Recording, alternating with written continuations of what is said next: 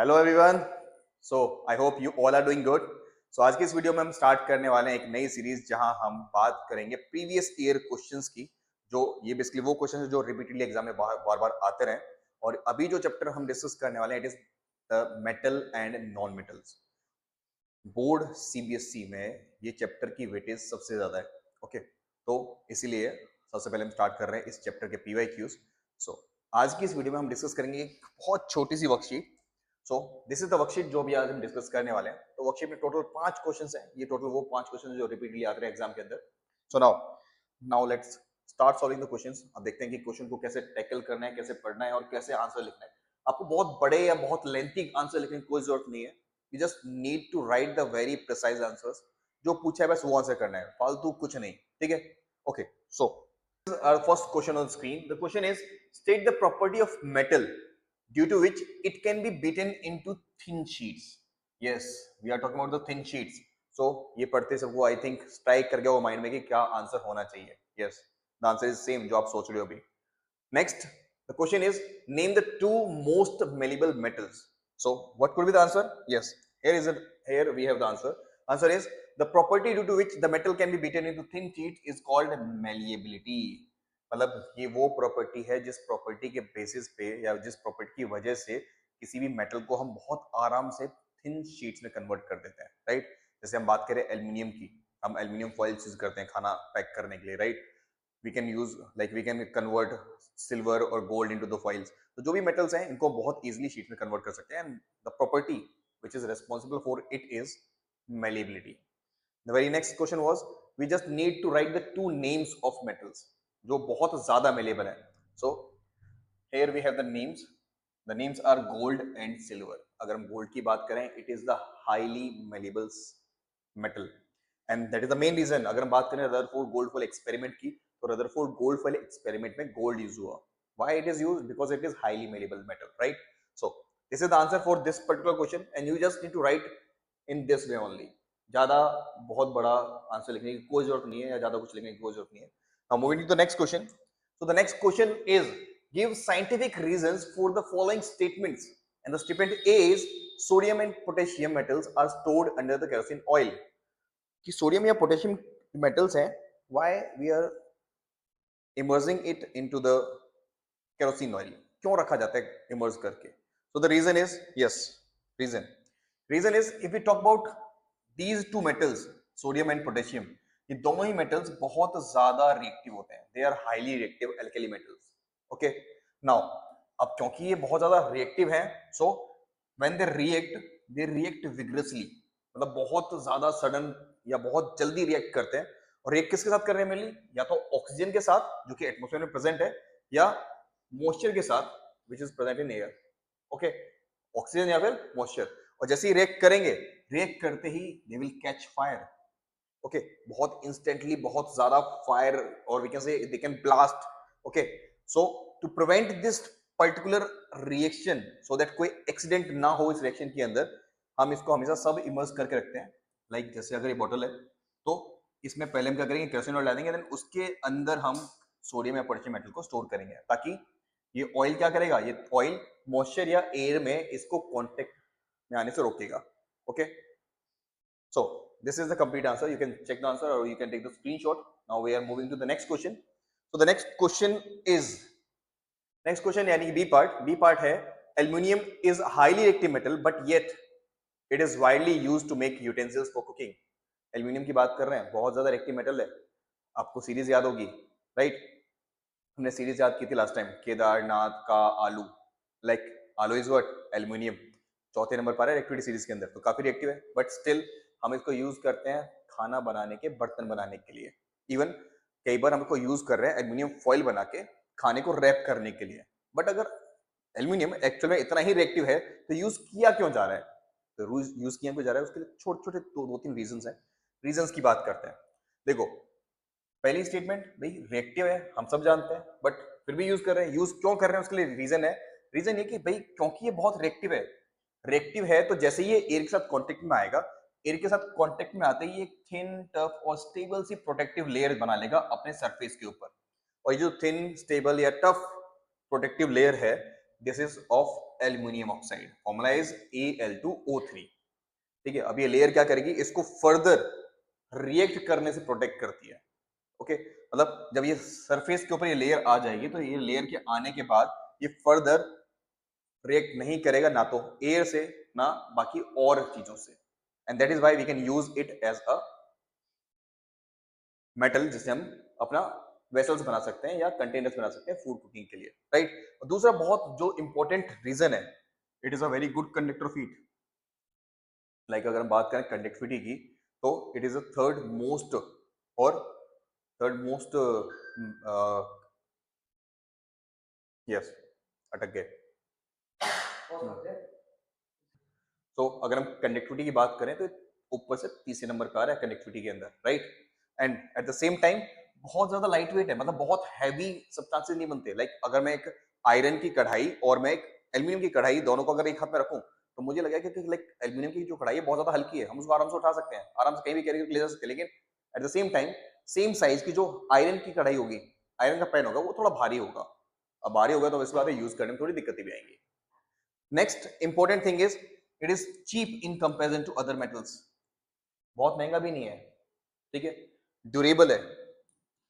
Durable मतलब अगर मैं कोई आयरन का कोई भी वेसल यूज कर रहा हूँ या कोई भी यूटेंसिल यूज कर रहा हूँ, तो वैसी बात है, रस्टिंग ज्यादा होगी, जल्दी खराब होगा, लेकिन ये ड्यूरेबल है, लंबे टाइम तक चलेगा भी। तो दीज आर सम रीजंस जो हम जिनकी वजह से एल्यूमिनियम को यूज कर रहे हैं for making the utensils for cooking purpose. Okay, so now moving to the next question. Now next question is write the balanced chemical equations for the reactions of iron with steam। बड़ा ही important question है, exam में repeatedly आता है, और ये दोनों ही questions बहुत ही ज्यादा इंपॉर्टेंट हैं। एक बार नहीं, मल्टीपल टाइम्स क्वेश्चन रिपीट हुए। अब ये जो आयरन विद स्टीम वाला क्वेश्चन है, यहाँ बच्चा अक्सर मिस्टेक करता है। बहुत बार मिस्टेक क्या हो रही है, वो सिंपल रिएक्शन लिखता है कि भाई आयरन लिया इन सॉलिड फॉर्म, रिएक्ट कराया स्टीम के साथ, दैट इज H2O, और वो डायरेक्टली एक रिएक्शन लिख दे रहा है। वो लिख भी रहा है एक बच्चा स्टीम है, बट स्टिल वो क्या बना रहा है, Fe2O3, सीधा सीधा फेरिक ऑक्साइड बना देता है, but it is not the correct. ठीक है, बच्चा रिपीटली मिस्टेक कर रहा है। करना क्या है, हमें जस्ट ये रिएक्शन लिखनी है जहां पे क्या होगा, जब भी कभी भी हम रिएक्शन कराएंगे स्टीम के साथ, तो आयरन ऑक्साइड तो बनाएगा, बट कौन सा ऑक्साइड बनाएगा, Fe3O4, Fe2 नहीं, क्या बनाएगा, Fe3O4, which is actually the mixture of Fe2O3 plus में FeO। मतलब बेसिकली देखा जाए, अगर मैं Fe2O3 लिखता हूँ तो पार्शियली करेक्ट भी है, लेकिन स्टिल हम इसको इनकरेक्ट ही मानते हैं, बिकॉज ये कंप्लीटली क्या बना रहा है, Fe3O4। नाउ अगेन इसके साथ साथ क्या होगा, यहाँ पे हाइड्रोजन गैस रिलीज होगी, रिएक्शन को बैलेंस करना है, तो रिएक्शन ऑलरेडी बैलेंस फॉर्म में है। Now next one was reaction of calcium with water. तो सिंपल सी रिएक्शन है, कैल्शियम लिया, वाटर लिया, और यहाँ बन रहा है कैल्शियम हाइड्रोक्साइड। अब यहाँ छोटा सा कैच, छोटी सी बात यह है कि जब भी कभी भी कोई भी मेटल, कभी भी अगर मैं बात करूं किसी भी मेटल की, अगर वो रिएक्ट कर रहा है स्टीम के साथ, तो ये हमेशा ऑक्साइड फॉर्म करेगा। बट अगर मेटल रिएक्ट करता है वाटर के साथ, भले वो हॉट कंडीशन में हो या कोल्ड कंडीशन में हो, या गर्म पानी और ठंडा पानी, दोनों ही केस में हमेशा मेटल हाइड्रोक्साइड फॉर्म होता है। क्लियर है, रिएक्शन लिखनी है, बैलेंस्ड करना है, that's it. Now moving to the next question, question 4। So question number 4 is an oxide of an element X is acidic in nature। कोई एक ऑक्साइड है किसी एक एलिमेंट X का, एलिमेंट मतलब या तो मेटल या फिर नॉन मेटल। हिंट क्या दिया, ऑक्साइड है कैसा, ऑक्साइड है एसिडिक। अगर ऑक्साइड एसिडिक है तो यहीं से हमें हिंट मिला भाई कि जो भी X है, it should be a non metal. क्या होना चाहिए, ये एक नॉन मेटल होना चाहिए, राइट। सो अब क्वेश्चन में यही पूछा गया, is X is a metal और नॉन मेटल, तो हमारा आंसर तो क्लियर भाई, X क्या रहेगा, नॉन मेटल। अब भैया क्वेश्चन आगे पूछा गया कि अगर नॉन मेटल है तो you just need to justify your statement with a suitable example. Suitable example के थ्रू हमें इसको जस्टिफाई करना है। Now this is the answer. Answer is, if we are talking about element X, it should be a non metal. Non metal क्यों बोल रहे हैं, because जितने भी मेटल, जितने भी नॉन मेटेलिक ऑक्साइड्स होते हैं, they all are acidic in nature, they all are acidic in nature. अब क्वेश्चन ये उठता है भाई हम कैसे डिसाइड करें कि एसिडिक है नेचर में या नहीं, तो हमें क्या करना है, जो भी हमारे पास ऑक्साइड होगा हमें उसको पानी में डिसॉल्व करना है। पानी में डिसॉल्व करने के बाद अगर उसने कोई भी एसिड फॉर्म किया तो हम मान लेंगे भाई एसिडिक ऑक्साइड है। तो यहाँ क्या हुआ, हमने एक एग्जाम्पल लिया, हमने एग्जाम्पल के लिए क्या लिया, कार्बन। अब कार्बन की बात करें तो कार्बन एक नॉन मेटल है, राइट। अब नॉन मेटल है तो जब भी कार्बन रिएक्ट करेगा ऑक्सीजन के साथ इन द एटमोस्फेयर, ठीक है, ये बनाएगा CO2। क्या बनाएगा, CO2, that is carbon dioxide. अब ये हो गया एक नॉन मेटेलिक ऑक्साइड। अगर मैं इस CO2 को डिसॉल्व करूं पानी के अंदर, तो पानी में डिसॉल्व करने पे ये बना रहा है H2CO3, इसको बोलते हैं कार्बोनिक एसिड। तो बेसिकली ये वो एसिड है जिसको हम सॉफ्ट ड्रिंक्स के अंदर कंज्यूम कर रहे हैं, राइट। जो भी हम सॉफ्ट ड्रिंक्स पीते हैं लाइक कोक या कुछ भी, हर एक सॉफ्ट ड्रिंक के अंदर मेनली ये एसिड प्रेजेंट होता है। Okay, so this is the complete reaction, और इसी रिएक्शन के थ्रू हम ये जस्टिफाई कर रहे हैं कि ये जो ऑक्साइड था वो कैसा है, एसिडिक, बिकॉज यहाँ एक एसिड फॉर्म हुआ है, right. Moving to the next one now. So here is the final question for the today's video. Question है, show the formation of Na2O, that is sodium oxide, and magnesium oxide by the transfer of electrons। Hint में directly बोला है उसने transfer of electron, मतलब एक चीज तो clear होगी, जो कंपाउंड बनेगा वो आयनिक बनेगा, ठीक है। तो कंपाउंड बनाते हैं एक बार, तो क्या फॉर्म करना है हमें फॉर्म करना है Na2O। Now the very first thing, अब Na2O में हमें पता है भाई दो एलिमेंट्स हैं। पहला एलिमेंट कौन है, सोडियम। दूसरा एलिमेंट कौन है, ऑक्सीजन। अगर मैं एटॉमिक नंबर की बात करूं सोडियम के, तो atomic number of sodium is 11। So if atomic number is 11, electronic configuration होगी 281। 1 यहां पर हो गए वैलेंस इलेक्ट्रॉन्स, राइट। अगर वैलेंस इलेक्ट्रॉन 1 है तो वैलेंसी भी कितनी हो गई, यस, वैलेंसी भी 1 ही हो गई, मतलब सिर्फ एक ही इलेक्ट्रॉन ही लूज अगेन करेगा या एक सिंगल बॉन्ड फॉर्म करेगा अभी के लिए। एट द सेम टाइम अगर मैं ऑक्सीजन की बात कर रहा हूं, तो ऑक्सीजन का एटॉमिक नंबर हो गया 8, इलेक्ट्रॉनिक कॉन्फिगरेशन 2,6। अब आउटर मोस्ट शेल में 6 इलेक्ट्रॉन से, मतलब वैलेंसी कितनी हो गई, वैलेंसी कितनी होगी 8 - 6। अब ये 8 - 6 क्यों किया, आई होप सबको पता होगा, राइट, कि हमने 8 - 6 क्यों किया है। सो व्हाट इज 8 - 6, तो अगर हम 8 - 6 करते हैं तो इट विल बी 2, मतलब ये 2 इलेक्ट्रॉन गेन या लूज करेगा टू गेट स्टेबल, राइट। अब इसको दिखाना कैसे है, लाइक हमारे पास सोडियम है, अब सोडियम के आउटर मोस्ट शेल में सिर्फ एक इलेक्ट्रॉन है, तो हम इसको एक सिंगल डॉट से नोट कर देते हैं अभी के लिए। Eight the same time formula देखें, फॉर्मूले में हमें क्लियर दिख रहा है कि Na2 था, मतलब हमें एक और एटम रखना है इधर, उसके पास भी एक इलेक्ट्रॉन होगा, राइट। अब अगर मैं इसको रिएक्शन कराऊं ऑक्सीजन के साथ, ऑक्सीजन के आउटर मोस्ट शेल में जो नंबर ऑफ इलेक्ट्रॉन्स हैं वो है 6, तो जितने भी आउटर मोस्ट शेल इलेक्ट्रॉन्स वो हमें शो करने हैं। अब होगा क्या, ये सोडियम अपने आप को स्टेबलाइज करने के लिए, अपने आउटर मोस्ट शेल को कंप्लीटली फिल करने के लिए एक इलेक्ट्रॉन को डोनेट करेगा। ये जो एक इलेक्ट्रॉन है इसने यहां से डोनेट कर दिया, और दूसरा सोडियम जो है वो भी डोनेट करेगा। तो डोनेट करने पे क्या हुआ, सोडियम जो था जिसकी आउटर मोस्ट शेल में एक इलेक्ट्रॉन था, अब इसकी आउटर मोस्ट शेल में कितने इलेक्ट्रॉन हो गए, 8। अब आउटर मोस्ट शेल कौन सी होगी, 8 वाली, स्टेबल हो गया।